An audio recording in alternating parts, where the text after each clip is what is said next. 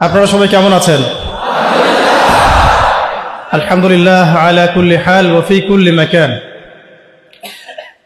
আল্লাহ পাকের দরবারে অগণিত শুকরিয়া যে আল্লাহ পাক আমাদেরকে তার নিজ অনুগ্রহে মুসলিম পরিবারে জন্মগ্রহণ করার তৌফিক দিয়েছেন।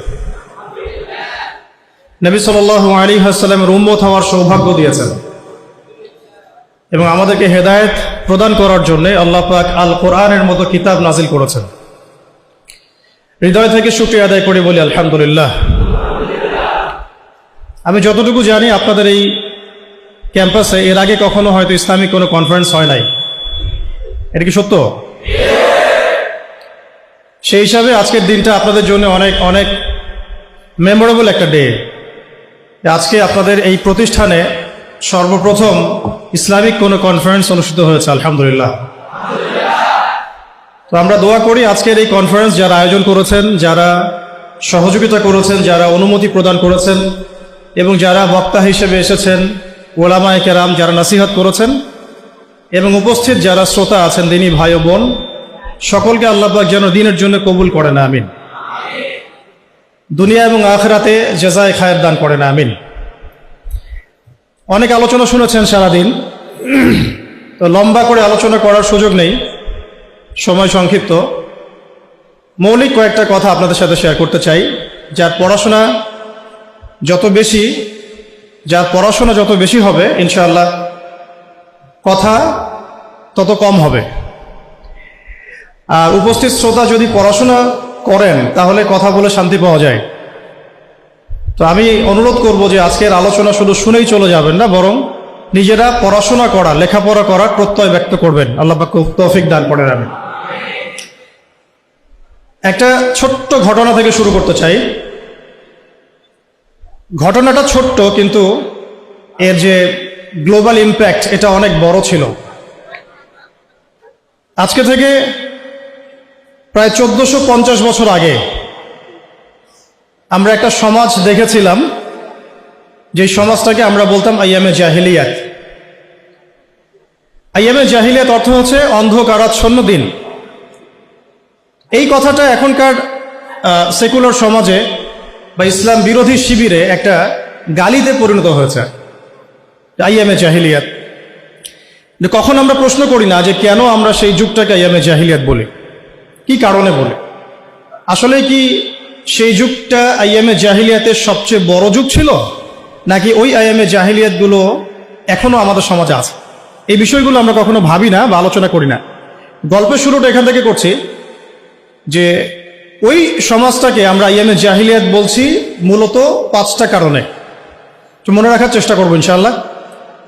শেষের দিকে যদি সময় পাই তাহলে আপনাদেরকে আমি কিছু প্রশ্ন উত্তর ধরব, যদি আপনারা বলতে পারেন। বলতে পারলে কোনো পুরস্কার নাই, দোয়া, শুধু দোয়া।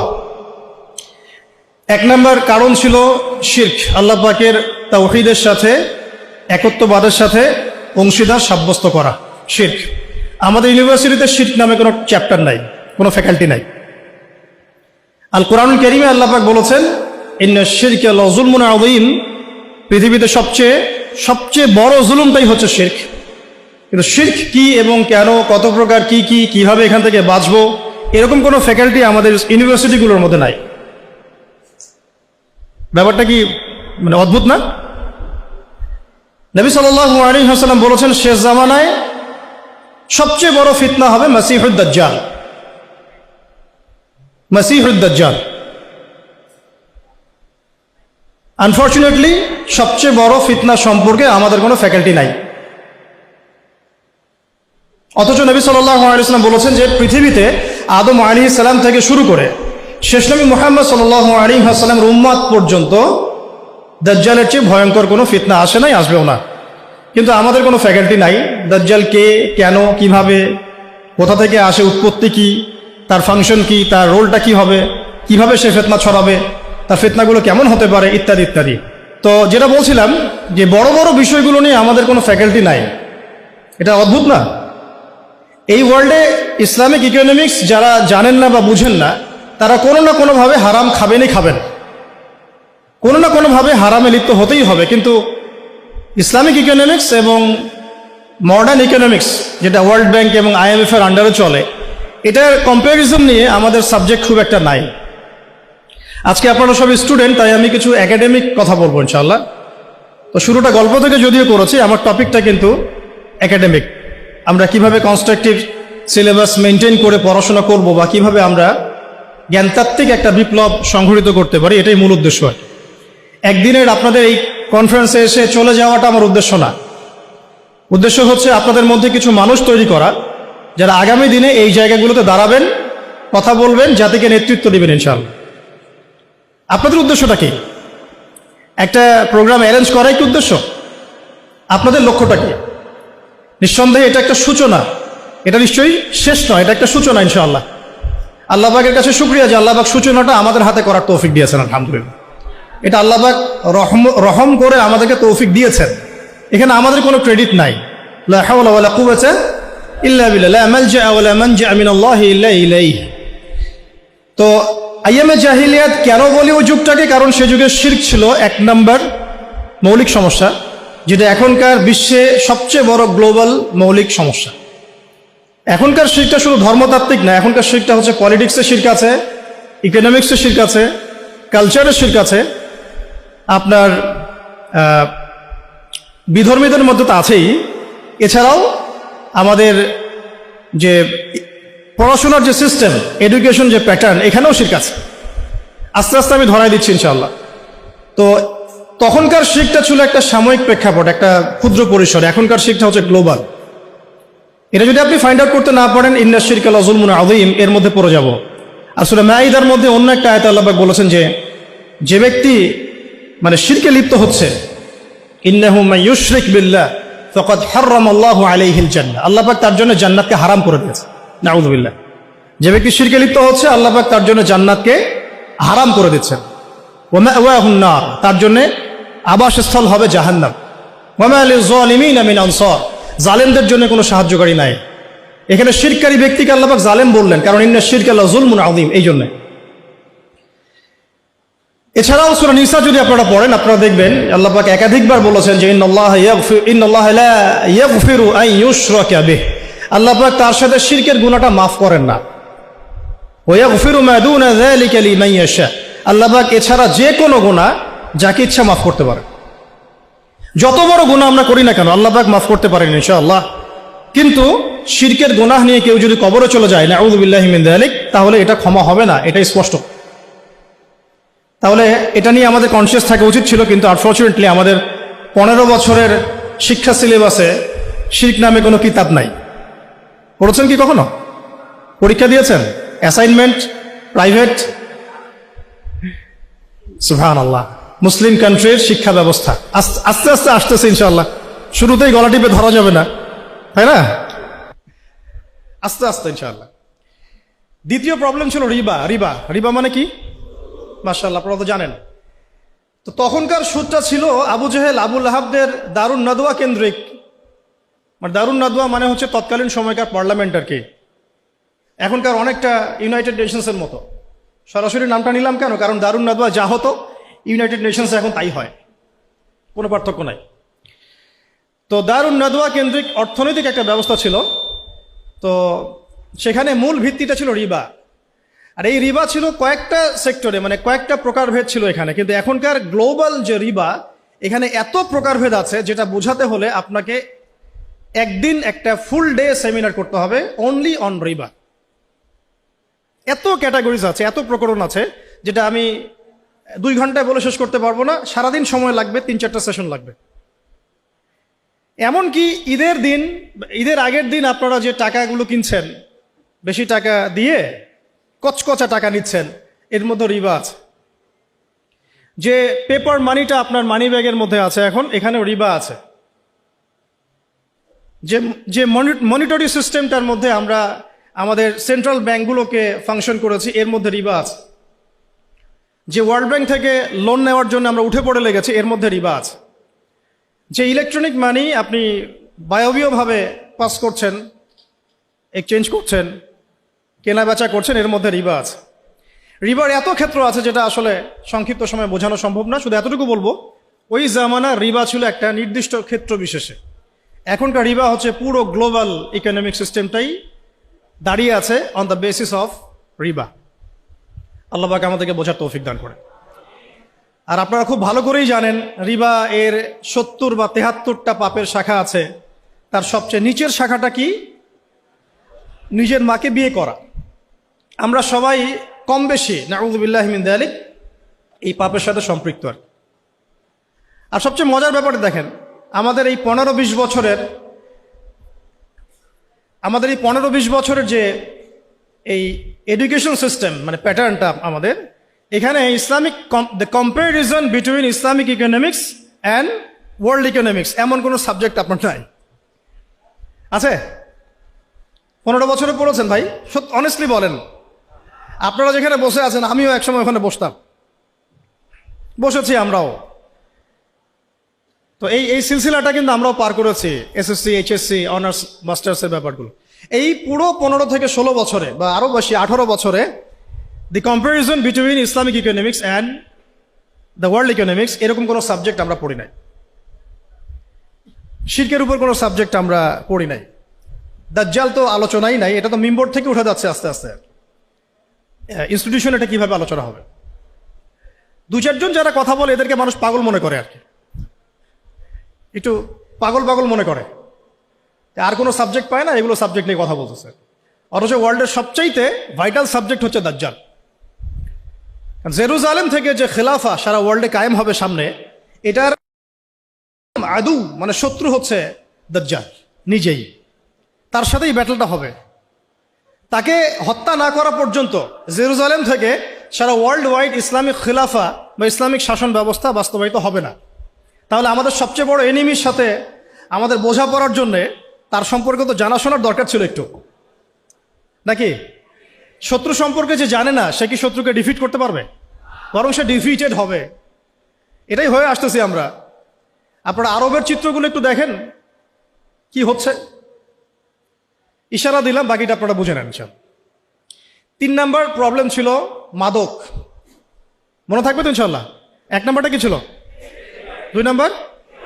3 নাম্বার খামর মাইসির, মাদক এবং জুয়া। মানে এখন ধরলাম মাদক। এই মাদক আর জুয়ার এই প্রবলেমটাকে আপনি যদি একটু গ্লোবালি এখন মিলান, বলেন এটা কি বেড়েছে না কমেছে? শুধু একটা নির্দিষ্ট ক্ষেত্রে আছে মক্কার মধ্যে না সারা ওয়ার্ল্ডে? এই যে এখন ফোনে ফোনে জুয়া, ফোনের মধ্যে জুয়া, বাইরে জুয়া, আইপিএলে জুয়া, বিপিএলে জুয়া, ক্রিকেটে জুয়া, ফুটবলে জুয়া, সব জায়গায় জুয়া চলছে। ইভেন ফোনের মধ্যেও জুয়া,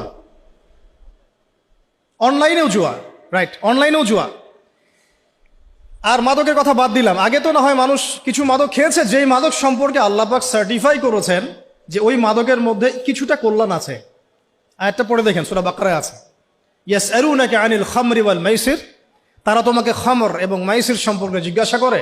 কুল ফীহিমা ইসমুন কাবীর ওয়া মানাফিউ লিন-নাস, বলো সেখানে যা আছে তার বেশিরভাগই হচ্ছে নোংরামি, পাপ, খারাপ, কিন্তু কিছুটা উপকারিতা আছে। এটা কিন্তু কোরআনে আছে। আর এখনকার মাদকগুলো এত ডেঞ্জারাস যে আপনাকে হিপনোটাইজ করে ফেলতে পারে। এমনও মাদক বের হয়েছে যেটা খাওয়ার প্রয়োজন নাই, শুধু তার দিকে যদি একটু ফু দেয়, উপাদানটা দিয়ে একটু ফু দেয়, সে অলরেডি হিপনোটাইজড হয়ে যাবে। সে নিজেই তার চেইন, সোনা দানা, মানি ব্যাগ বের করে দিয়ে দিবে মানুষকে। এটাও একটা ওয়ান কাইন্ড অফ মাদকের মধ্যে পড়ে। তো এখন এটা গ্লোবাল সমস্যা। আমি আপনাদেরকে বোঝাতে চাচ্ছি যে কম্প্যারিজনটা খুব বেশি বেশি দরকার, যে আমরা কি আসলে আইএমএ জাহিলিয়াত থেকে বের হতে পেরেছি কিনা। গল্পটা একটু ছোট হলেও মেসেজগুলো অনেক ডিপ। 3 নাম্বার হচ্ছে, এটা 3 বললাম না, 4 নাম্বার হচ্ছে নারী জাতির অবমাননা। এটা ছিল আইএমএ জাহিলিয়াতের সুন্নত। সুন্নাহ মানে আদর্শ, এই জন্য বললাম সুন্নত। আইএমএ জাহিলিয়াতের সুন্নত। মেয়েদেরকে জীবন্ত কবর দেওয়া হতো। এখনও দেখা যায় গর্ভে মেয়ে বাচ্চা এসেছে, এটা শুনলে অনেকেই বাচ্চাদেরকে পেটেই মেরে ফেলছেন। যদিও বাংলাদেশ মুসলিম কান্ট্রি বলে এর সংখ্যাটা অনেক কম, কিন্তু আমাদের পার্শ্ববর্তী রাষ্ট্রে এটা সংখ্যা অনেক বেশি।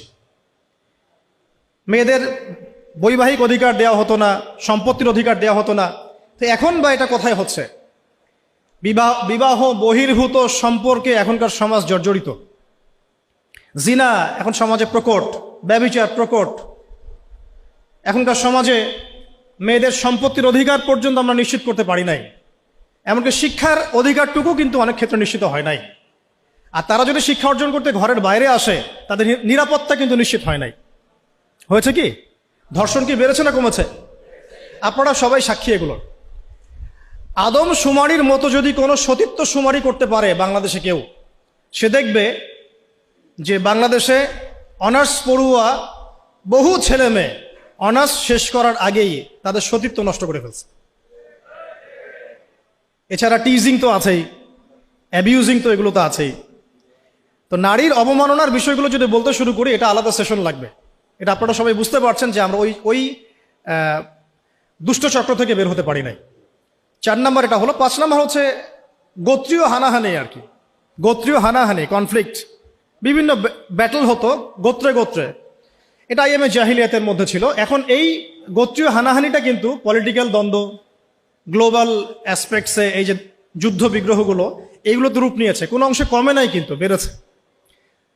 নবী সাল্লাল্লাহু আলাইহি ওয়াসাল্লামের পুরো যুগে এই 23 বছর যদি আমরা হিসেব করি, দেখব যত ব্যাটল হয়েছে সব মিলে মোটামুটিভাবে 2 থেকে 3 হাজার মানুষ হয়তো মারা গেছে। আল্লাহু আ'লাম বিস-সাওয়াব, আল্লাহ ভালো জানেন। এখনকার হিস্ট্রিগুলো যদি পড়েন, ভিয়েতনাম যুদ্ধে কতজন মানুষ মারা গেছে, যখন চাইনিজদের মধ্যে কনফ্লিক্টটা হয়েছিল মাও সেতুংয়ের সময়, তখন কতজন মানুষ মারা গেছে, রাশিয়ানদের সোভিয়েতের সময় ওই বিপ্লবের সময় কতজন মানুষ মারা গেছে। আচ্ছা, ফার্স্ট ওয়ার্ল্ড ওয়ারে আসেন, কতজন মানুষ মারা গেছে। সেকেন্ড ওয়ার্ল্ড ওয়ারে আসেন, কতজন মানুষ মারা গেছে। কতজন না, কত কোটি, কতজন না, সংখ্যাটা কিন্তু কত কোটি। এটা ছিল ইংল্যান্ডের ওয়ার্ল্ড অর্ডার। তো ইউএসএর যে ওয়ার্ল্ড অর্ডার, যখন সে পৃথিবীতে আসছে অ্যাজ এ রুলিং স্টেট, তখন সারা বিশ্বে যত যুদ্ধ বিগ্রহ হয়েছে এর মধ্যে কত লক্ষ কত কোটি মানুষ মারা গেছে। সবচেয়ে বড় কিলার স্টেট পৃথিবীতে এটা, যেটার সাথে বন্ধুত্ব করার জন্য আমরা উঠে পড়ে লেগেছি এখন আর কি। আমি একটা জিনিস সতর্ক করতে চাই আপনাদেরকে, যে ইয়াজুজদেরকে তাড়িয়ে দিয়ে মাজুজদেরকে মাথার উপরে নিয়ে আসবেন না। ইশারা দিয়েছি, এটা রূপক অর্থে বলেছি। আবার এটা মনে করবেন না যে এরাই মাজুজ, এটা জুলকার নাইনের সেই ইয়াজুজ মাজুজ না, আমি রূপক অর্থে বলেছি। কারণ ইয়াজুজ আর মাজুজের ফাংশন কি? ইন্না ইয়াজুজ ওয়া মাজুজ মুফসিদুনা ফিল আরদ। হে জুলকার নাইন, আমাদের জন্য একটা দেয়াল নির্মাণ করে দাও, কারণ ইয়াজুজ আর মাজুজ আমাদের জমিনে ফাসাদ সৃষ্টি করছে। ইউফসিদুনা ফিল আরদ, ইউফসিদুন, তারা ফাসাদ সৃষ্টি করছে, ফাসাদ, ফিতনা, ফাসাদ। তো এগুলো কি ফাসাদ না? তার মানে সারা ওয়ার্ল্ডে যারা ফিতনা এবং ফাসাদ ছড়িয়ে বেড়ায়, তারা কোনো না কোনোভাবে ইয়াজুজ আর মাজুজের ফিতরত বা খাসলত লালন করে। ফিতরত, খাসলত সরাসরি না হলেও ওই আদর্শ লালন করে। তো সতর্ক করতে চাই যে ইয়াজুজের পরিবর্তে কোনো মাজুজকে আমরা যেন মাথার উপরে না নিয়ে আসি। তো যে প্রসঙ্গে এদিকে চলে আসলাম, যে দেখুন এই গোত্রীয় হানাহানির বিষয়গুলো কিন্তু এখনো কমে যায় নাই, বরং সারা ওয়ার্ল্ডে এগুলো বেড়েছে। এবং তথাকথিত যে সভ্যতা বলে আমরা দাবি করি পশ্চিমাদেরকে, তাদের হাতে বিগত 100 বছরে 1914 সালে অটোম্যানরা ডিফিট হওয়ার পরে, বা 1919-এ একবারে ফুললি ডিফিট হওয়ার পরে, বা 1924 সালে ওই যে মোস্তফা কামাল আতাতুর্কের যে গভর্নমেন্ট, ওর পর থেকে আপনি লাস্ট 100 বছরটা হিসেব করে দেখেন, তাদের হাতে পৃথিবীতে কতজন মানুষ মারা গেছে। 100 বছর হিস্ট্রি, জাস্ট 100 বছর। তো তারা আমাদেরকে সভ্যতার ডেফিনেশন শেখাচ্ছে, সভ্যতার ধারক ও বাহক হয়ে তারা বসে আছে। এগুলো ভাবার বিষয় আমাদের, কারণ আল্লাহ রব্বুল আলামিন আমাদেরকে অন্ধ থাকতে বলেন নাই। সূরা আরাফের মধ্যে বলেছেন যে ইন্টারনাল ব্লাইন্ডনেস মানে আধ্যাত্মিক অন্ধত্ব, এটা জাহান্নামে যাওয়ার অন্যতম একটা কারণ। আবার বলছি, কথাটা রিপিট করছি, ইন্টারনাল ব্লাইন্ডনেস মানে আধ্যাত্মিক যে অন্ধত্ব, এইটা জাহান্নামে যাওয়ার অন্যতম একটা কারণ। আমাদেরকে আধ্যাত্মিকভাবে অন্ধ থাকলে চলবে না। আল্লাহ পাক সূরা আরাফের মধ্যে বলেছেন যে ওয়ালাকাদ যারানা লিজাহান্নামা কাসীরাম মিনাল জিন্নি ওয়াল ইনস। এটা খুব ভালো করে শুনেন স্টুডেন্ট যারা আছেন।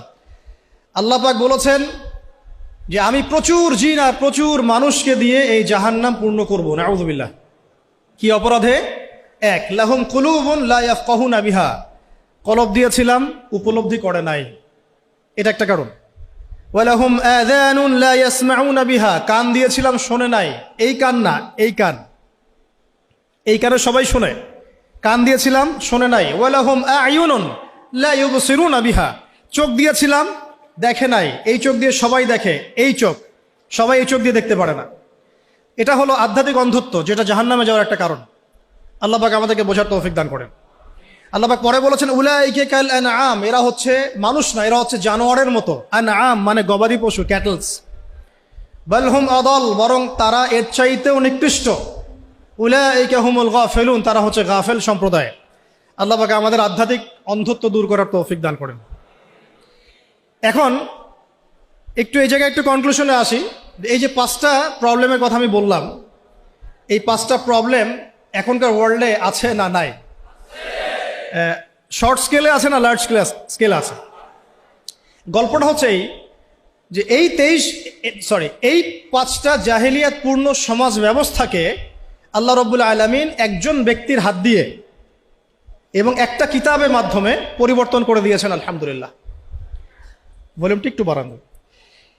আবার বলছি, এই যে 5টা জাহিলিয়াতে পূর্ণ সমাজ ব্যবস্থা, যেটাকে আমরা আইয়ামে জাহিলিয়াত বলছি, এই আইয়ামে জাহিলিয়াতকে আল্লাহ রাব্বুল আলামিন একজন ইলাহ, এক আল্লাহ, একজন নবীর হাতে একটা কিতাবের মধ্য দিয়ে পরিবর্তন করে দিয়েছেন মাত্র 23 বছরে।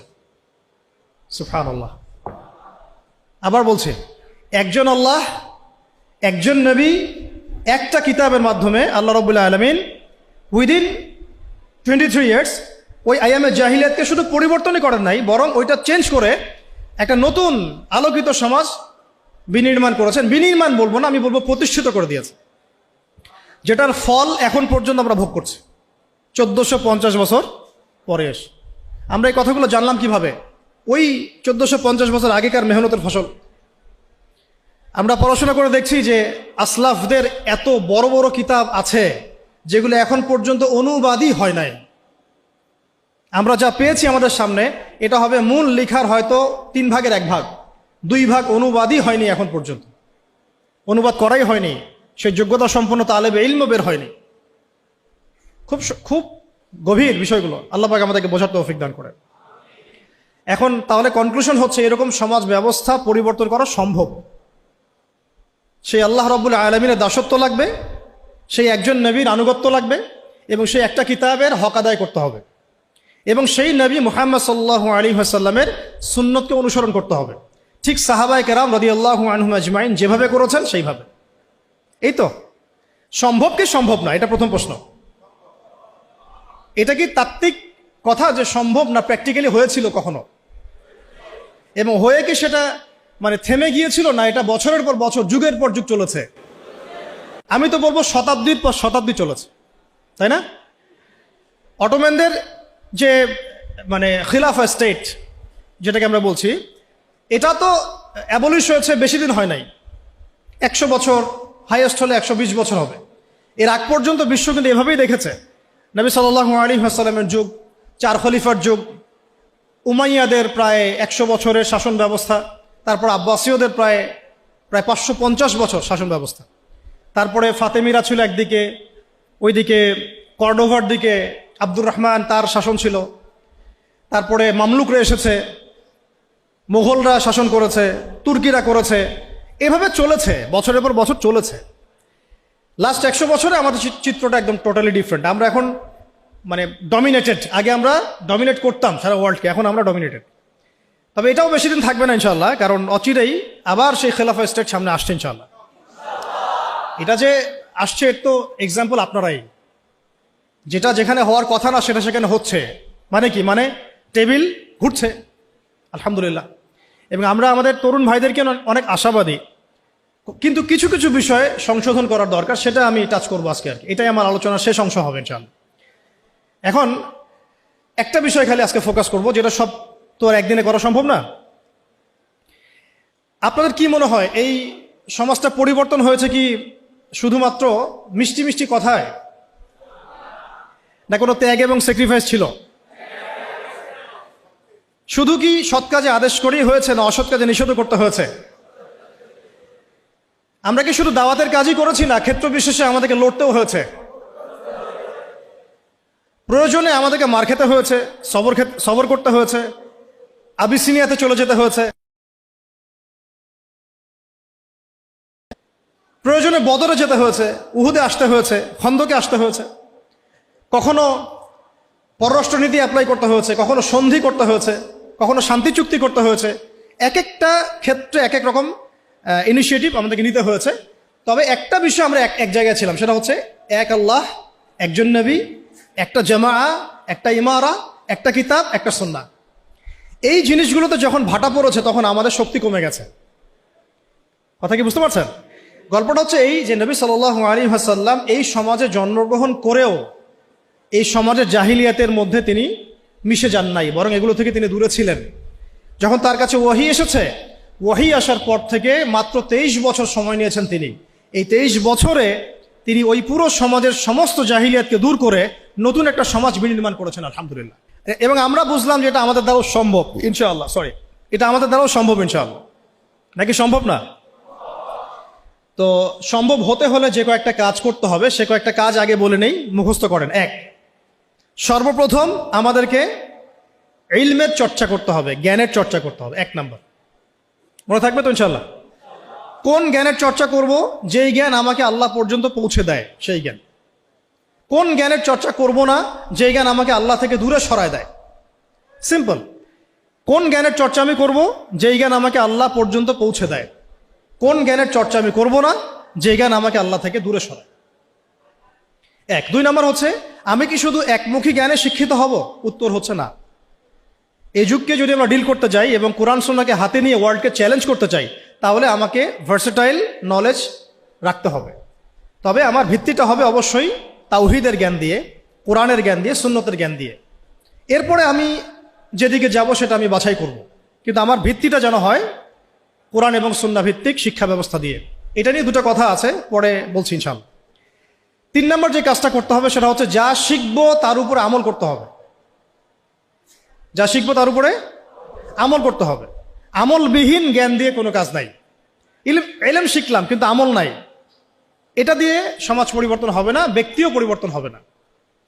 4 নম্বর, একা একা ইলম চর্চা করব না, বরেণ্য ওলামায়ে কেরামদের সোহবতে জ্ঞান শিখবো ইনশাআল্লাহ। একটা প্রতিষ্ঠানে আমরা পড়াশোনা করছি, এখানে আপনারা পড়ছেন, আপনি কি একা একা পড়ছেন? একটা সিস্টেম আছে, টিচার আছেন, সিলেবাস আছে। আপনি কি বাসায় বসে অনলাইনেই মাস্টার্স করে ফেলছেন? না, প্রতিষ্ঠানে আসছেন, টিচারের সামনে বসছেন, ক্লাস করছেন, অ্যাসাইনমেন্ট জমা দিচ্ছেন, কোচিং করছেন, প্রয়োজনে মেসে থাকছেন, প্রয়োজনে বাড়িঘর বিক্রি করে দিয়ে ফর্ম ফিল আপ করছেন। আপনার তো স্যাক্রিফাইস আছে, তাই না? আপনারও তো অনেক অবদান আছে। এমনি এমনি তো আপনি সার্টিফাইড হচ্ছেন না, ডিগ্রি অর্জন করছেন না। ঠিক সেম, যদি আপনি দ্বীনের জ্ঞান অর্জন করতে চান তাহলে ওলামায়ে কেরামদের কাছে আপনাকে আসতে হবে। আরবিতে একটা প্রবাদ আছে খুব সুন্দর, যে জ্ঞানের কাছে আসতে হয়, জ্ঞান কারো কাছে যায় না। জ্ঞানের কাছে আসতে হয়, জ্ঞান কারো কাছে যায় না। জ্ঞানের একটা গায়রত আছে, জ্ঞান সহজে কাউকে ধরা দেয় না। যদি আপনি আপনার সমস্ত কিছু জ্ঞান অর্জনের জন্য ব্যয় করেন, তাহলে জ্ঞান আপনাকে তার সামান্য কিছু দিবে, সব দিবে না, সামান্য কিছু দিবে। ইলমের গায়রতটা এরকম। তো এটা করা, তাহলে ওলামায়ে কেরামদের সাথে সোহবতে থাকা, পরামর্শ ভিত্তিক চলা, একা একা না চলা। একা একা চললে দেখা যাবে নেক্সট শুরুতে ধোকা খাবেন আপনি। কেউ যদি একা একা ডক্টর হয়, চেম্বার খুলে বসে, আপনি কি রুগী দেখাবেন? অনেস্টলি বলেন। ওই যে এক ভাই, ধরেন আমাদের এক ভাই, নাম এক্স আব্দুল্লাহ, তো সে বলছে আমি কোনো ইউনিভার্সিটিতে পড়ি নাই, কিন্তু আমি ডক্টর হয়েছি। তা আমি শুধু ডক্টরই হই না, আমি হার্টের স্পেশালিস্ট, নিউরো মেডিসিন স্পেশালিস্ট। আমি অত বড় সাবজেক্ট বাদ দেন, নর্মালি এমবিবিএস। আমরা কি তাকে আসলে বিশ্বাস করব? তার কাছে কি আমরা যাব চিকিৎসা করাতে? আপনি কি অন্য কাউকে সাজেস্ট করবেন, তুমি যাও? আমি যাচ্ছি না, তুমি যাও, আপনি কি এটা বলবেন? তাহলে ইলমের ক্ষেত্রে আমরা এমন কেন হলাম? দ্বীনি ইলম অর্জন করতে হলে আমাকে সেই একটা ক্রাইটেরিয়া মেনটেন করে আমাকে আসতে হবে। সিলেবাস লাগবে, ওলামায়ে কেরাম লাগবে, প্রতিষ্ঠান লাগবে, এবং তাদের সোহবতে থেকে দিন শিখতে হবে, সময় লাগবে। এটা কি আমরা 5 বছরও শিখে ফেলেছি? আপনি এখানে সময় দিচ্ছেন 15 বছর, 20 বছর। তাহলে যদি আমরা চাই বড় কোনো ফকিহ হব, বড় কোনো মুজতাহিদ হব, বড় কোনো তাফসীর কারক হব, উলামা হব, তাহলে আমাদেরকেও সময় দিতে হবে, 1 দিন 2 দিন না, কমপক্ষে 10 থেকে 15 বছর। এটা দেওয়ার পরেও যে আমরা বড় আলেম হয়ে যাব, মুহাদ্দিস হয়ে যাব, নিশ্চিত না। কারণ এই অঙ্গরে জ্ঞান শেখার কোনো শেষ নাই। তার উপর আবার ওই জ্ঞানের উপর আমল লাগবে। এবং সেই যেটা আমি শিখেছি ওইটা সত্যি সত্যি সমাজে বাস্তবায়ন করছি কিনা এটাও একটা ফ্যাক্টর কি। তো অত গভীরে নিচ্ছি না আপনাদেরকে, মূল কথাটা হচ্ছে ওলামায়ে কেরামের সোহবতে থাকা, এটা হলো 4 নাম্বার। 5 হচ্ছে হালাল খাওয়া, হারামের দিকে না যাওয়া, হালাল রিজিকের দিকে ছোটা, হারামের দিকে না যাওয়া। 6 নাম্বার আখলাক, চরিত্রটাকে পবিত্র রাখার চেষ্টা করা না, বরং আসলে রাখতেই হবে।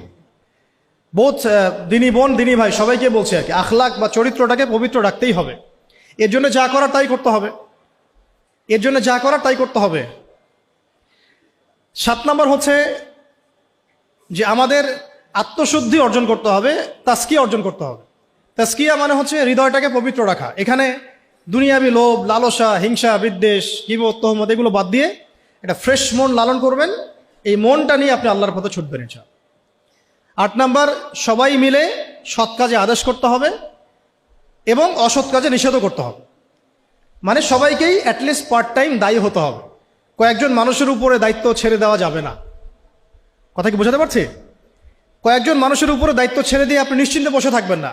উম্মাহ আপনার কাছে কিছু চায়, এটা দায়িত্ব শুধু আমার একার না, আপনাদের সবারই। তাই সৎ কাজে আদেশ, অসৎ কাজে নিষেধ সবাইকেই করতে হবে, দিনী ভাই বোন সবাইকেই। এখানে সুরত হচ্ছে যার যতটুকু যোগ্যতা ওই আলোকে করব। যে বিষয়টা আমি বুঝি না, যে যোগ্যতা আমার নাই, সেটা দাওয়াত, তখন হবে কি আমি ওইটা দাওয়াত দিলে মানুষ বিভ্রান্ত হবে। ঠিক আমার দাওয়াতে যদি মানুষ আল্লাহর পথে আসে আমি যেমন নেকি পাবো, ওই রকম আমার দাওয়াতে যদি মানুষ ভুল পথে চলে যায় আমি কিন্তু গুনাহগারও হব। খেয়াল রাখতে হবে, ঠিক আছে? আর 9 নাম্বার হচ্ছে প্রতিভাগুলোকে মূল্যায়ন করা এবং প্রতিভাগুলোকে সততার সাথে বের করা। আপনার মধ্যে কি প্রতিভা আছে, নিশ্চয়ই না কোনো না কোনো প্রতিভা তো আছে। ওই প্রতিভাটুকু অনেস্টলি বের করে আল্লাহর রেজামন্দি, আল্লাহ পাকের সন্তুষ্টির জন্য ওই প্রতিভাটাকে আপনি দিনের পথে কাজে লাগান। আর 10 নম্বর হচ্ছে মুসলিমদের মধ্যে ঐক্য বজায় রাখেন, বিভক্ত হবেন না। ঐক্য বজায় রেখে চলার চেষ্টা করি ইনশাআল্লাহ তাআলা। এই কাজগুলো যদি একটু ইহসানের সাথে দিল লাগিয়ে এবং দীর্ঘ সময় ধরে করা যায়, আমরা খুব আশাবাদী যে এই তরুণ প্রজন্মকে দিয়ে ইনশাআল্লাহ আগামীতে দিনের বড় কোনো খেদমত হবে ইনশাআল্লাহ। কারণ তাদের ডেডিকেশন আছে, সাহস আছে এবং অনেক ক্ষেত্রে আবেগও আছে, কিন্তু আমরা চাই না এগুলো মিসইউজ হোক। আমরা চাই এগুলো শুধু আবেগের বসে না, বরং বিবেক দিয়ে ভেবে চিন্তা করে একটা কনস্ট্রাকটিভ জীবনের উসুল মেনটেন করে আপনি সামনের দিকে আগান। আল্লাহ পাক তৌফিক দান করেন। এর বাইরে আরও অনেক কথা আছে, টাইম মেনটেন করা, ভালো প্যারেন্টিং, ভালো পরিবার গঠন করা, সন্তান প্রতিপালন, আরও অনেক ব্যাপার আছে। আমি মেজর কয়েকটা বললাম আর কি। এবং ধারাবাহিকতা বজায় রাখা, আজকে অনেক বেশি করলাম কালকে নাই এমন না হওয়া, অল্প করে হলেও প্রতিদিন কিছু কিছু করে করা। তো এই কাজগুলো যদি আমরা করতে পারি দিন কায়েম হবে ইনশাআল্লাহ। আশাবাদী আপনারা? এখন বাস্তবতা দেখে আমি আস্তে আস্তে শেষের দিকে যাচ্ছি, অনেক লম্বা করব না, আপনাদের বিরক্তি ধরাবো না। বাস্তবতাটা হচ্ছে এই যে নবী সাল্লাল্লাহু আলাইহি ওয়াসাল্লাম যে ওহীটা প্রাপ্ত হলেন, সূরা আলাকের প্রথম 5টা আয়াত, কয়টা আয়াত? এটাকে ধরে কয়েকটা কথা বলছি আপনাদের। এই যে 23 বছরের কথা আমি বললাম, যে 23 বছরে সমাজটা পরিবর্তন হয়ে গেছে। এমন সমাজ যে সমাজে এই জাহিলিয়াতগুলো ছিল, কিসের ভিত্তিতে হয়েছে? জাদু দিয়ে, মানুষকে পিটিয়ে, রিমান্ডে নিয়ে টর্চার করে, মানুষকে উঠিয়ে আয়না ঘরে নিয়ে পরিবর্তন করা হয়েছে। কোনটা বলেন? মানুষকে দাওয়াত দেওয়া হয়েছে, আল্লাহর দিকে নিয়ে আসা হয়েছে, বুঝানো হয়েছে, মানুষ বুঝে নাই, মানুষ গালিগালাজ করেছে, মেরেছে, সবর করা হয়েছে, প্রয়োজনে দেশ থেকে চলে যাওয়া হয়েছে, তাই না? হিজরত করা হয়েছে। পরে যখন তারা বেশি এগ্রেসিভ হয়ে গেল তখন আমাদেরকে বদরে আসতে হলো। বদরে তো আমরা প্রথমে যাই নাই, তাই না? রাষ্ট্র যখন কায়েম করেছে তারপরে গিয়েছে। রাষ্ট্র কায়েম করার আগে তো আমরা বদরে যাই নাই। এখন আমরা এই পুরো যে কাজগুলো হয়েছে এর গোড়াটা যদি আপনি সার্চ করেন দেখবেন সেটা হচ্ছে ওই প্রথম ওহীর ভিত্তিতে। ইকরা বিসমি রাব্বিকাল্লাযী খালাক, প্রথম ওহীটা কি ছিল? ইকরা বিসমি রাব্বিকাল্লাযী খালাক। আজকে একটু সময় নিয়ে আমি আয়াতগুলো আপনাদেরকে বোঝাচ্ছি। অনেক জায়গায় সময় পাই না, পরিবেশ পাই না। আমার কাছে মনে হচ্ছে এখন বলার মতো পরিবেশ আছে, তাই বলছে। ধৈর্য আছে আপনাদের?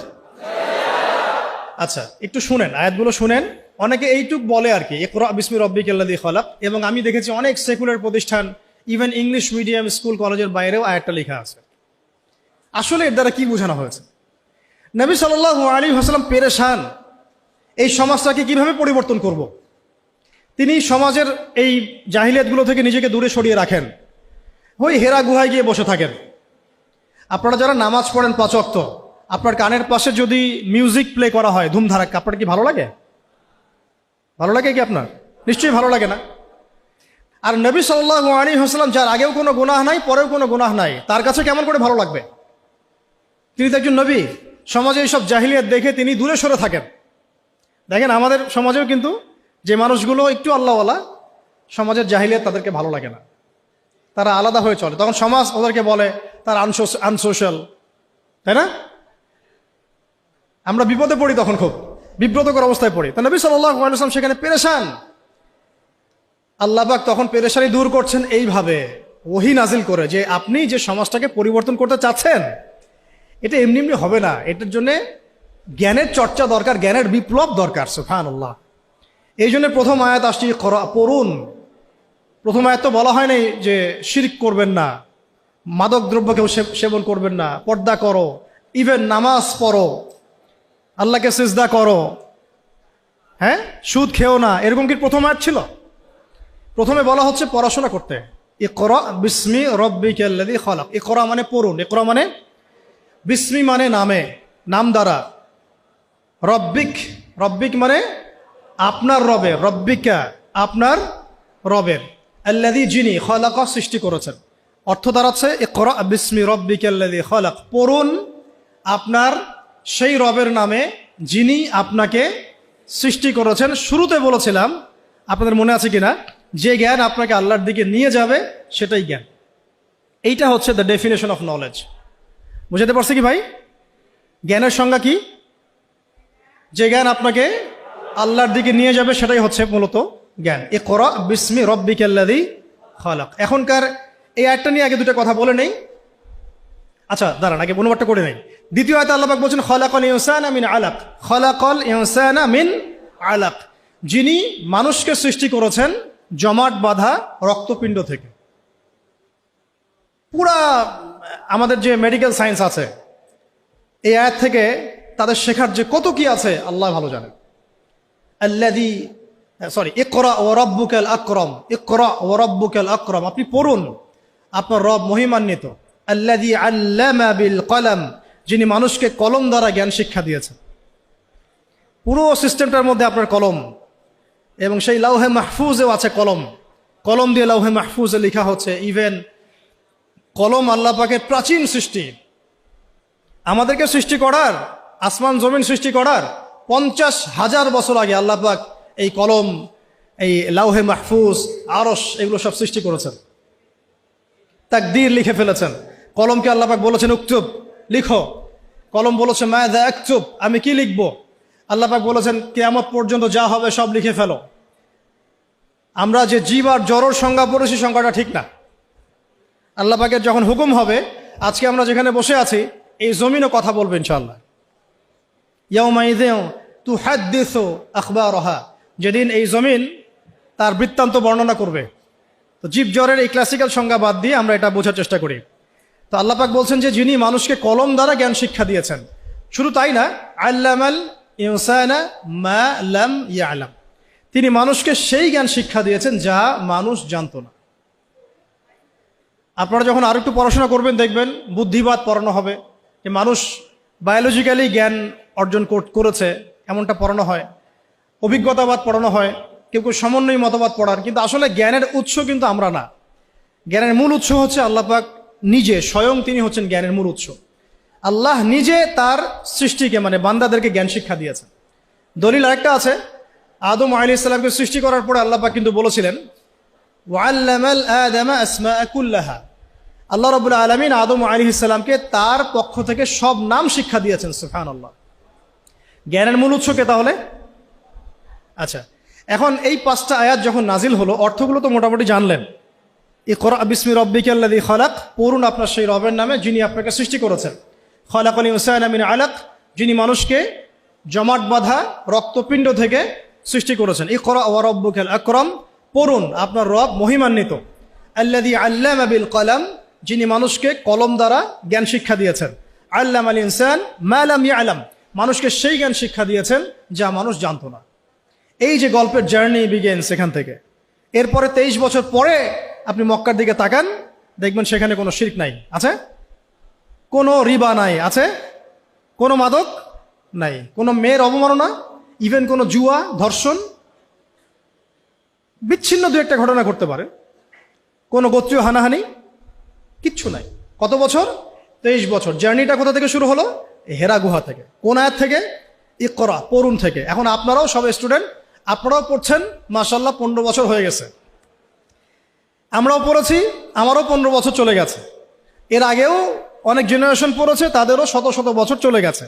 কিন্তু নবী সাল্লাল্লাহু আলাইহি ওয়াসাল্লামের মতো জ্ঞান দিয়ে সমাজ পরিবর্তন করতে পেরেছে কতজন? বা কেউ কি পেরেছে? আদৌ কি কোনো জাতি এসেছে যারা সেই জ্ঞান দিয়ে পুরো সামাজিক সমস্ত সমস্যার সমাধান টানতে পারে? তাহলে এখান থেকে আমাদেরকে বুঝতে হবে আমাদের জ্ঞানের দৈন্যতা কোন কোন জায়গায় আছে। বুঝতে পারছেন কি কিছুটা? আমরাও তো ট্রাই করলাম, বিগত 50 বছর হলো স্বাধীনতার, রেজাল্টটা কি? সামাজিক ইম্প্যাক্টটা কোথায়? ইম্প্যাক্ট এইখানে, নামাজ, রোজা, হজ, জাকাত, বাস। ইভেন জাকাতও এখন খুব একটা মানুষ দেয় না, ইল্লা মাশাআল্লাহ। বেশিরভাগ মানুষ কিন্তু জাকাত দেয় না। নামাজ পড়ে যারা, তারাও অনেকে জাকাত দেয় না। কিন্তু ইসলামের অন্যান্য যে বিধানগুলো আছে, এই বিধানগুলোর কয়টা সমাজে বাস্তবায়িত হয়েছে? একটাও কি হয়েছে? আসলে একটাও হয়নি। এখন যদি আপনি আমাকে বলেন যে ভাই আপনাকে আমি উপদেষ্টা বানাই দিলাম, এখন তো উপদেষ্টা ফেসবুকে হয় আর কি। তো এখন যাই হোক, যোগ্যতা থাক না থাক, এমপি টেমপি হয় মানুষ, ওইদিকে আসবো আমি, ফিনিশিংটা ওইদিকেই দিব ইনশাল্লাহ। একটু ধৈর্য ধরেন, শেষ করতেছি। দৈন্যতাটা দেখাবো, দৈন্যতা কোথায়, দৈন্যতাগুলো কোথায়। যদি বানায় দেন এবং আমাকে যদি বলেন ভাই কোরআনের তো আছে যে চুরি করলে চোরের হাত কেটে ফেলো, ব্যভিচার করলে রজম করো, তারপরে বেত্রাঘাত করো, মাদকদ্রব্য সেবন করলে বেত্রাঘাত করো, তারপরে হত্যা করলে কিসাস করো, মুরতাদ হয়ে গেলে তাকে মৃত্যুদণ্ড দাও, কেউ নবীকে গালি দিলে সাল্লাল্লাহু আলাইহি ওয়াসাল্লাম তাকেও হত্যা করো। আমি যদি এগুলো বাস্তবায়ন করতে যাই আগামীকাল, আমি কি আদৌ পারবো? এখন প্রশ্নটা হচ্ছে কেন পারবো না? উত্তর, এক বাক্যে উত্তর হচ্ছে, আমাদের সমাজের মানুষ বিগত সময়গুলোতে নামাজ, রোজা, হজ, জাকাত এই শব্দগুলো যতটা শুনেছে, শরিয়া, দাওয়াত, জিহাদ, ইকামতে দিন, কিসাস, হুদুদ এই শব্দগুলো শোনে নাই। বুঝতে পারতেছে না? নামাজ শব্দ অর্থ জানেন কারা কারা? হাত তুলতে বললে সবাই হাত তুলবেন, তাই না? জাকাত শব্দের অর্থ কারা কারা জানেন বললে সবাই হাত তুলবেন। তা আমি যদি বলি হুদুদ অর্থ কি, কয়টা এবং কি কি, দেখবেন অনেক হাত নেমে গেছে। কিসাস অর্থ কি, কত প্রকার, কি কি, হাত নেমে যাবে। শরিয়া আইন কত প্রকার, কি কি, কোন কোন আইনগুলোকে শরিয়া আইন বলে আমরা অনেকেই জানবো না। তাহলে এখানে আমাদের সামাজিক একটা ব্যর্থতা আছে। এই ব্যর্থতাটা আমরা আমাদের কাঁধে নিতে চাই, অন্যদেরকে দিতে চাই না। এই ব্যর্থতা তাদের যারা এইসব জায়গায় দাঁড়িয়ে কথা বলি, যারা আমরা লিখি, যারা আমরা অন্যকে নসিহাত করি, যারা আমরা মিম্বরে বসি, যারা আমরা খুতবা দেই, ওয়াজ মাহফিলের প্যান্ডেলে বসি, আমাদের সবার দায়িত্ব এটা, আমাদের কাঁধে আসবে এটা। কেন জনগণ এই শব্দগুলো জানে নাই? সিম্পল, বলা হয় নাই, বা বলা হলেও অত গভীরভাবে আলোচনা হয় নাই, আলোচনা করা হয়তো পরিবেশ পাওয়া যায় নাই, অথবা অডিয়েন্স সাড়া দেয় নাই, বা বলতে গেলেই ধরা হয়েছে আর ওই আয়না ঘরে টপ টপ করে ফেলা হয়েছে আর কি। তো এখন তো এই ফ্লোটা যেন জারি থাকে, এই জন্য আমাদের দোয়া করা উচিত আল্লাহ পাক যেন ইসলামপন্থী কোনো সরকারকে উপরে নিয়ে আসেন। আমরা জানি যে এখন আমরা শরিয়া কায়েম করতে পারবো না, কিন্তু পারবো না, আল্লাহ পাক চাইলে তো অবশ্যই পারবো, কিন্তু আমাদের একটা প্রজ্ঞার আলোকে আমরা বলছি যে এখন ইনস্ট্যান্ট আপনি শরিয়া কায়েম করতে পারবেন না। প্রেক্ষাপটটা এমন নাই, মানুষ এটা বুঝে না, তাদের কাছে আমরা জনমতটা তৈরি করতে পারি না সেভাবে। কিন্তু যদি কোনো ইসলামপন্থী সরকার আমাদের মাথার উপরে থাকেন, তখন দেখা যাবে আমরা একটা সময় পাবো, সুযোগ পাবো মানুষকে দাওয়াত দেওয়ার জন্য। তাই আজ না হলেও কাল ইনশাল্লাহ দেখা যাবে ঠিকই জনগণ এটা বুঝতে পারছে ইনশাআল্লাহ। তারা নামাজকে যেমন গুরুত্ব দিবে, শরিয়াকেও গুরুত্ব দিবে ইনশাআল্লাহ। আল্লাহ পাক আমাদেরকে বোঝার তৌফিক দান করেন। কারণ বাস্তবতায় এসে শেষ করি, একটা কিতাব এই একটা কিতাবের দাওয়াত, একজন নবীর সুন্নাত সমাজে বাস্তবায়িত করার ফলে একদল মানুষ একসাথে মেহনত করেছেন, সাহাবায়ে কেরাম, সমাজ পরিবর্তন হয়ে গেছে। ঠিক আছে তো কথা? আর আমরা সবাই এক জায়গায় আসতে পারি না। বাংলাদেশে এটা সম্ভব বলে আমার কাছে মনেও হয় না। তবে এখন আমি বলি যে এটা জরুরত নাই, প্রয়োজন নাই। আল্লাহ পাক যদি অল্প কিছু মানুষকে কবুল করেন, ওই মানুষগুলোকে দিয়েই সমাজ পরিবর্তন হবে ইনশাআল্লাহ। সবাইকে এক জায়গায় আসতে হবে না। যদি না আসে কোনো সমস্যা নেই, জরুরি না। আসলে ভালো, আলহামদুলিল্লাহ। একজন আমিরের অধীনে ছিলেন, নেতা কয়জন ছিল তখন? তো এখন আমরা সবাই মিলে এক জায়গায় বসতে পারছি না, এবং আমরা আমাদের মধ্য থেকেও একজন বিচক্ষণ নেতাকে সামনে এগিয়ে দিতে পারছি না। এখানে আমাদের মনের মধ্যে অনেক সমস্যা দেখা যায়। অনেকে একজনকে মানতে চায়, আরেকজনকে মানতে চায় না। অনেকের মনের মধ্যে থাকে এমন, আমি কি কম জানি? আমি কেন তার আনুগত্য করব? কেন দাসত্ব না, আমি কেন তার আনুগত্য করব? অনেক প্রবলেম, আমরা পারি না। কিন্তু অন্তত যেটা পারবো সেটা আমি বলছি, শুধু যেটা পারি না ওটা আজকে বলছি না। পারবো কোনটা? সেই এক আল্লাহর তাওহীদ শিখতে পারবো। পারবো কিনা ইনশাআল্লাহ? পারবো কোনটা? সেই একজন নবী সাল্লাল্লাহু আলাইহি ওয়াসাল্লামের সুন্নতের উপর নিজে প্রতিষ্ঠিত থাকার চেষ্টা করবো ইনশাআল্লাহ।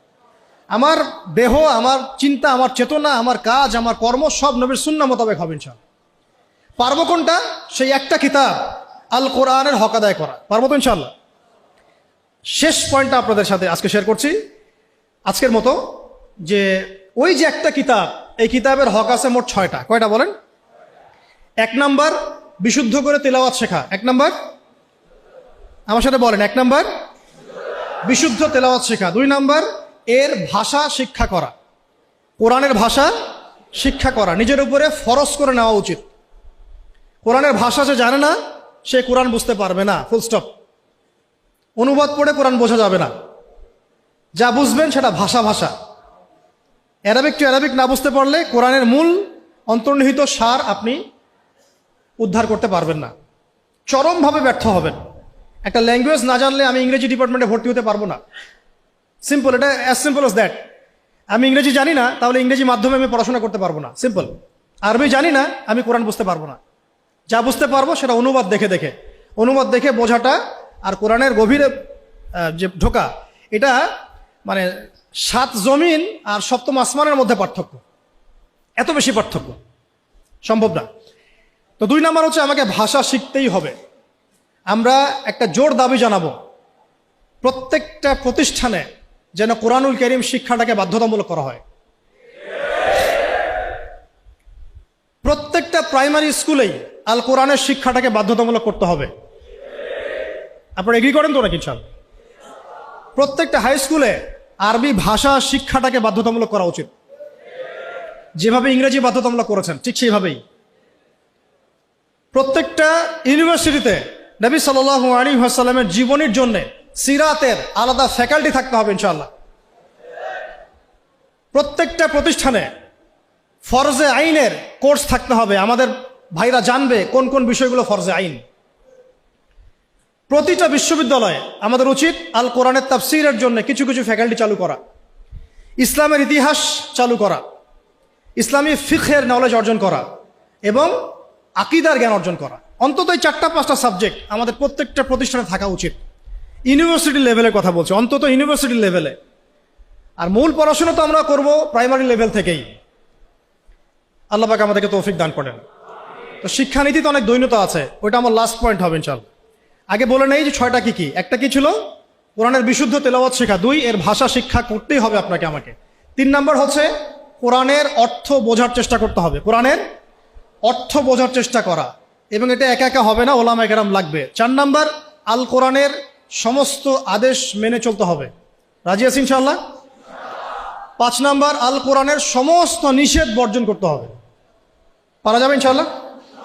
এবং 6 নাম্বার আল কোরআনের দাওয়াত মুসলিম অমুসলিম সবার ঘরে ঘরে পৌঁছাতে হবে ইনশাআল্লাহ। এটাকে আপনার লাইফের চ্যালেঞ্জ হিসেবে, অ্যাম্বিশন হিসেবে গ্রহণ করেন। আল্লাহ পাক তৌফিক দান করেন। শেষ কথাটা হচ্ছে এই দৈন্যতাটা শোনেন। আমি কয়েকটা দাবি উত্থাপন করলাম না, যে কোরআনুল কারীম প্রাইমারি লেভেল থেকে, হাই স্কুল লেভেল থেকে অনার্স মাস্টার্সে আসতে হবে, সিরাত আসতে হবে, আকীদা আসতে হবে। দৈন্যতা দেখেন, আমাদের স্বাধীনতার কত বছর হয়েছে? 50 পার হয়েছে না? আচ্ছা, আপনারা তো আমার চেয়ে অনেক ভালো জানেন, আপনারা অনেক ভালো জানেন বাংলাদেশে প্রাইমারি স্কুলের সংখ্যা কত? কেউ কি বলতে পারবেন এক্সাক্ট ফিগারটা কত? কেউ বলতে পারবেন? আচ্ছা, আমরা একটা গেস করি, 10 লক্ষ হবে? হবে না মনে হয়। 1 লক্ষ হবে? 1 লক্ষ হবে? 68,000 হবে? হওয়ার তো কথা, 68,000 তো হওয়ার কথা। আচ্ছা, আমি এটা বাদ দিলাম, ধরলাম যে আমাদের বাংলাদেশে 50,000 প্রাইমারি স্কুল আছে। চলে কাদের আন্ডারে? গভর্নমেন্টের আন্ডারে, তাই তো? গভর্নমেন্ট তো চেঞ্জ হয়েছে বিভিন্ন সময়, হয়েছে না? আচ্ছা, মূল দৈন্যতা ধরে নেন, এটাই শেষ অংশ আলোচনা। এই অ্যাপ্রক্সিমেটলি 50,000 প্রাইমারি স্কুলে নিঃসন্দেহে 5 লাখ স্টুডেন্ট পড়াশোনা করে কমপক্ষে, অথবা 10 লাখ, অথবা 15 লাখ, অথবা 20 লাখ। আপনি সমস্ত স্টুডেন্টদেরকে যারা ক্লাস 5 পাস করেছে সবাইকে একটা ময়দানে জড়ো করেন, তাদের সবাইকে শুধুমাত্র সূরাতুল ফাতিহা এর তেলাওয়াতটা শুদ্ধ হয় কিনা যাচাই করেন, দেখবেন 90% তেলাওয়াত ঠিক নাই। যে 10% তেলাওয়াত ঠিক আছে তারা শিখেছে বাসায় বা কোনো হুজুরের কাছে বা কোনো মক্তবে, নট স্কুলে। এটা আপনার মুসলিম প্রধান দেশের শিক্ষা ব্যবস্থা। I am very sorry to say, এবং আমি ক্রিটিসাইজ করতে চাচ্ছি না, আমি জাস্ট নসিহতমূলকভাবেই বলছি কথাগুলো। কারণ আমরা এই জাতির একটা পার্ট তো অবশ্যই। এই জাতি তো আমাদেরও, এই সমাজ তো আমাদেরও, এই রাষ্ট্র তো আমাদেরও, নাকি আমরা ভেসে আসছি?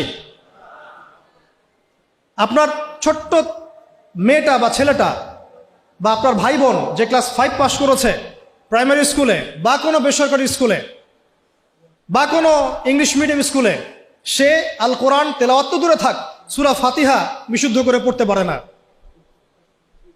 আর আমরা নিজেদেরকে মুসলিম দাবি করছি, তার মানে আমরা কোরআনকে গুরুত্ব দেই না। সিম্পল।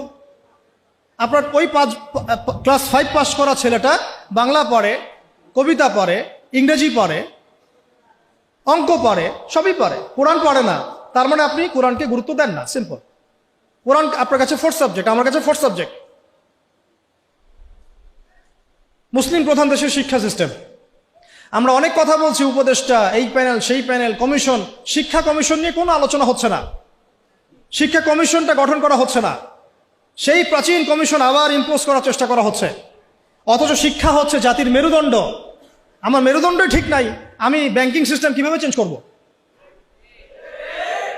খালি মদের বোতল চেঞ্জ করলে হবে, নাকি নতুন বোতলে পুরাতন মদ খাওয়াতে চাচ্ছেন? কোনটা?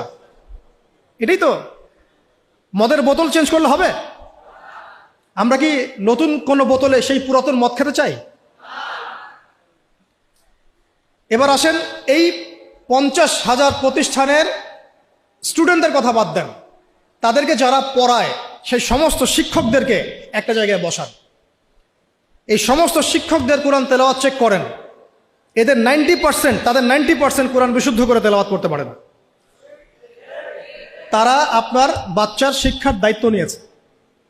আমার বাচ্চাকে এমন একজন টিচার পড়ায় যে আল্লাহর কিতাব পড়তে পারে না, যে মুসলিম। আমি অমুসলিমদের কথা বলছি না, এখানে কোনো অমুসলিমদের কিনা আলোচনা হচ্ছে না, ঠিক আছে?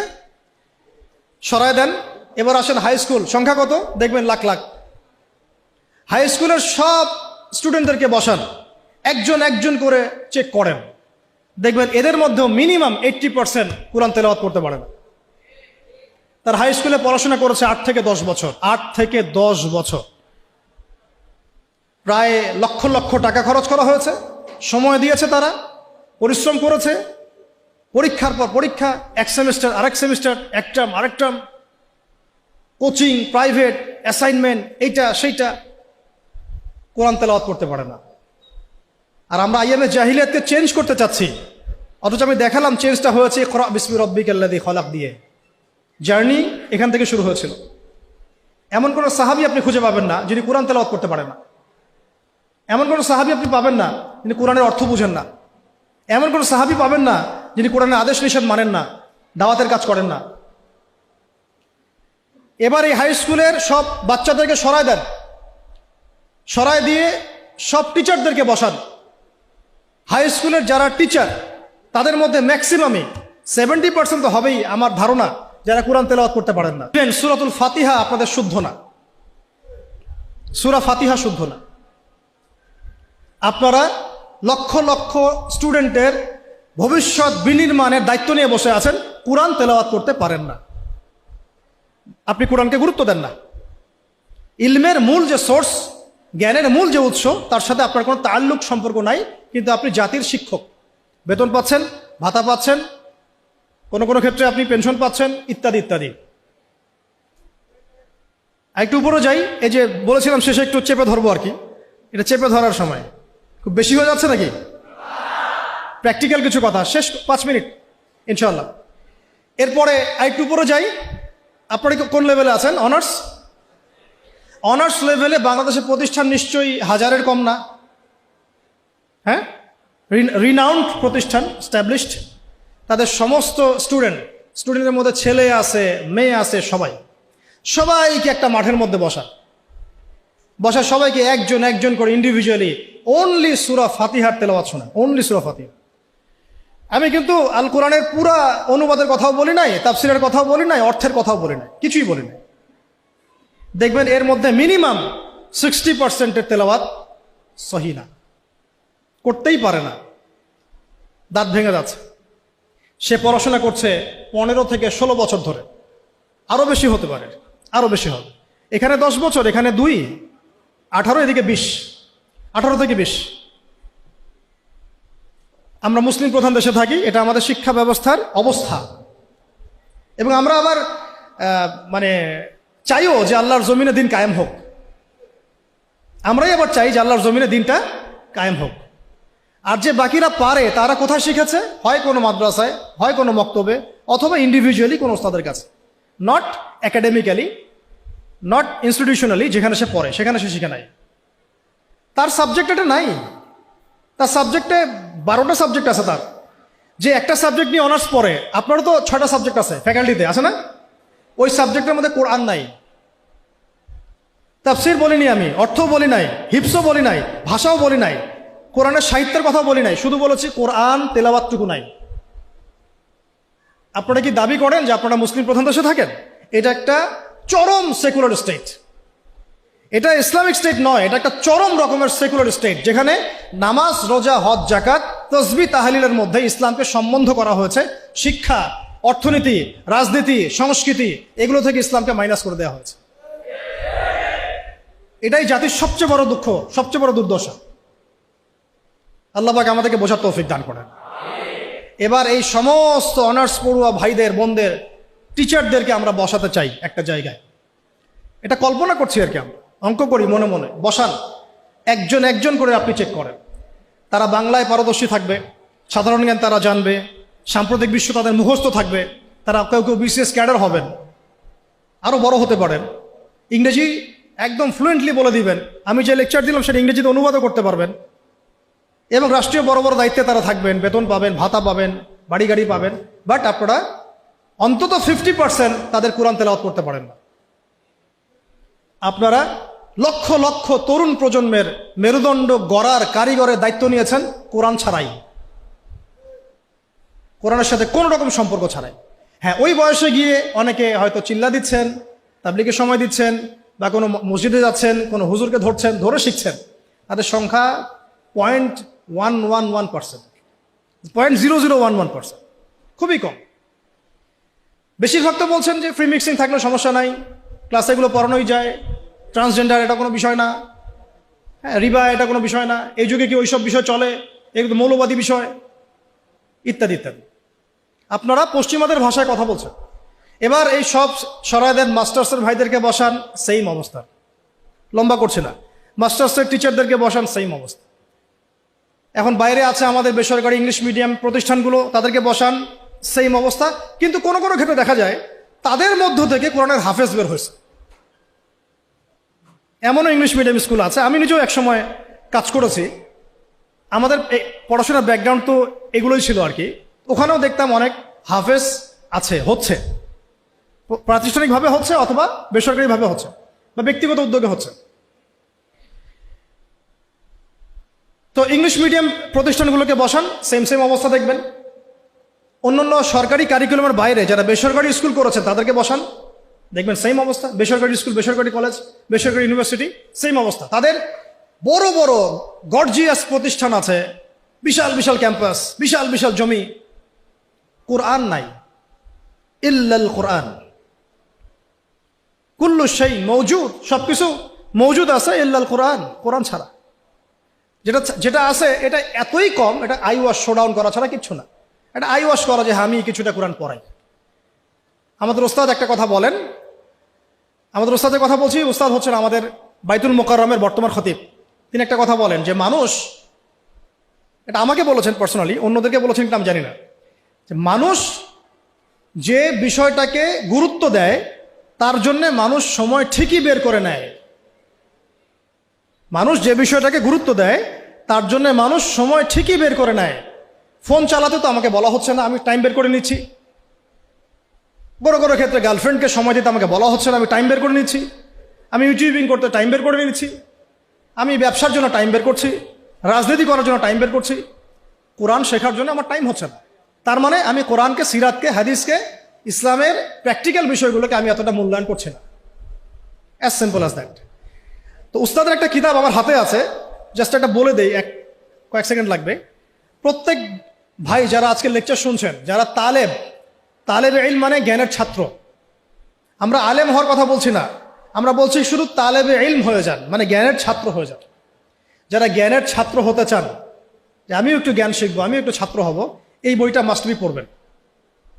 বইটার নাম হচ্ছে তালেবান ইলম পথ পাথেয়। এই তালেবান মানে তালেবান ভাই না, আমার আফগানিস্তানের তালেবান ভাইদের কথা বলা হচ্ছে না।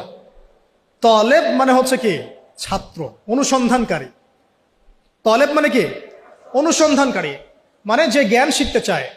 তলেবান ইলম, ইলমের তালেব যারা, জ্ঞানের অনুসন্ধানী যারা, তাদের জন্য পথ ও পাথেয়। এত চমৎকার একটা কিতাব, যেটা একবার পড়তে শুরু করলে আপনার কাছে মনে হবে শেষ না করে না উঠি। কিতাবটা বাসায় সংগ্রহ করে পড়ার চেষ্টা করেন ইনশাআল্লাহ। বাংলাদেশের সৌভাগ্য যে বাংলাদেশে বাইতুল মোকাররম তার মতো মানের একজন খতিব পেয়েছে, আলহামদুলিল্লাহ। আমরা এটাই চাই যে এভাবেই ইসলামের একটা প্রসার ঘটতে থাক। এতে করে আগামী 5 বছর 10 বছর পরে যে বাংলাদেশ আপনারা দেখবেন, সেটা দেখে অবশ্যই পশ্চিমারা আমাদের দিকে তেড়ে আসবে ইনশাআল্লাহ। আমরা চাচ্ছি আসুক ইনশাআল্লাহ।